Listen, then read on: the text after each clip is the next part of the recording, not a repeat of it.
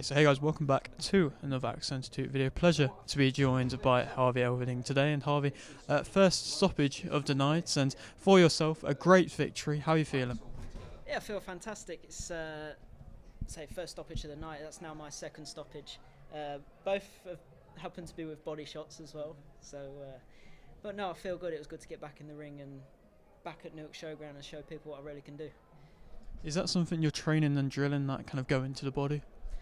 100%. Yeah, I'm quite a short guy, so obviously getting underneath and bringing them body shots under is what I've always worked on. Obviously tonight he happens to be shorter than me, but still anyone can take 1,000 punches to the head and not be phased, but body is just a completely different game.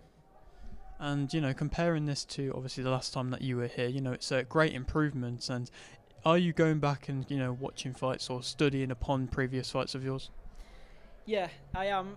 As much as I hate doing it, I've watched the fight when I've been here and say it wasn't a good performance. I got dragged into a fight, walked away with a draw on the night, and it was not ideal. And I hate watching it back, but I have watched it, and obviously it's happened early on in my career, so now I know the things that I need to work on, and knowing that early on, obviously I've had that taste of not the loss but the draw, which I class as a loss, and that's something I never want to taste again. So putting things right and changing things in my training and just making everything as good as it needs to be, so make sure that never happens again. Most definitely. I suppose would your coaches class this as like a coming of age fight where you're showing your skills and you show that you developed from them? Yeah, I definitely think so. I've been in training obviously throughout the weeks, and all that Carl and Adam have been saying was how much I've been improving and how strong I'm hitting. I've cut down on my weight training, but my punch power is increasing, and I think that says a lot about where my training was going wrong. So yeah, Carl and Adam, they've mentioned it all the time, and I think that's definitely, like you say, a coming of age fight. I've definitely shown improvements in there tonight.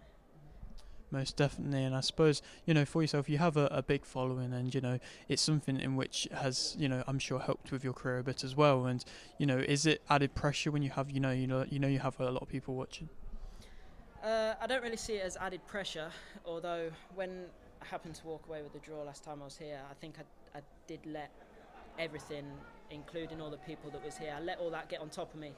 Whereas now it's just I appreciate all the support, it's absolutely fantastic, but from the moment I'm here on fight day, nothing else exists now. It's just me and coaches, and then it's my opponent when I get in the ring.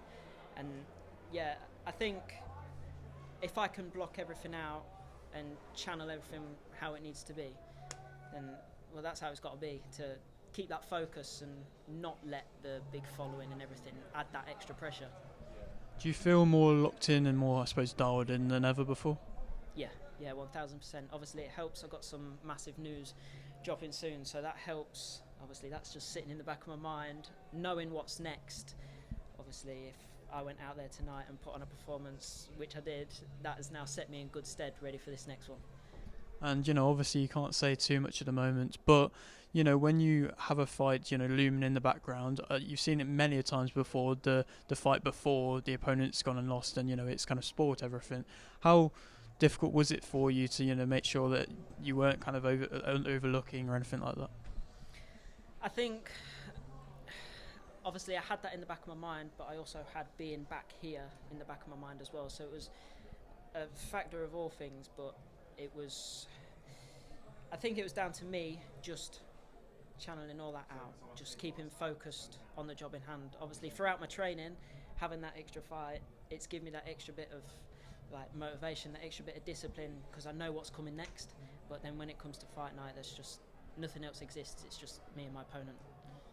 And personally, I'm a big fan of your content. I'm seeing what you're doing on TikTok, and it's great to see. And I suppose, what would you say, other than winning, is your favourite part of the sport? I just love the training, to be honest. I think the discipline it takes, it's obviously very tough, but I love it. There's just nothing better out there.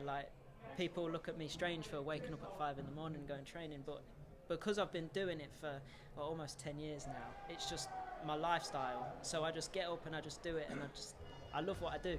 And they say if you love what you do, you never work a day in your life. And Oh, well, it's true. Most definitely. And am I allowed to ask this one final question being, what would you say your best attribute is?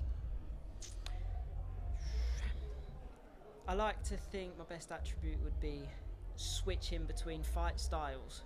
Obviously, I can be the aggressor, or sometimes I can sit on that back foot and I can move off, or box around, or sometimes in sparring I just drop my hands. And obviously I'm not encouraging people to drop their hands, but yeah, I think being able to switch between different styles rather than just have one motion, I think that definitely, I think that's got to be my best attribute. The versatility of it, I suppose. Yeah, exactly, 100% that. Harvey, thank you very much again, and great victory, and congratulations. Thank you very much, mate.